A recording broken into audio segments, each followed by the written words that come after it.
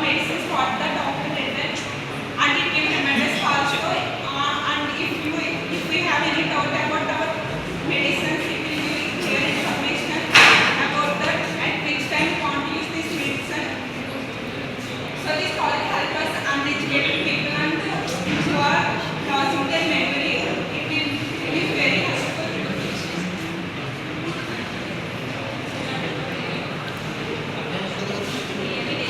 With this project we can implement mobile application also.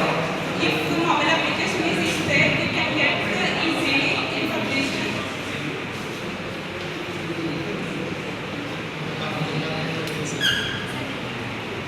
And coming to our project importance, if then our health is not, it will remind us at this time we want to get this tablet and this much doses we have to take, then it will helpful to us. By coming to our problem statement, we can say simply, when we forgot our medicines on time, it will remind to us. Our proposed methodology of having two components and one is radiation emitted system. It helps us to schedule when our medicines will forget. Next, my team will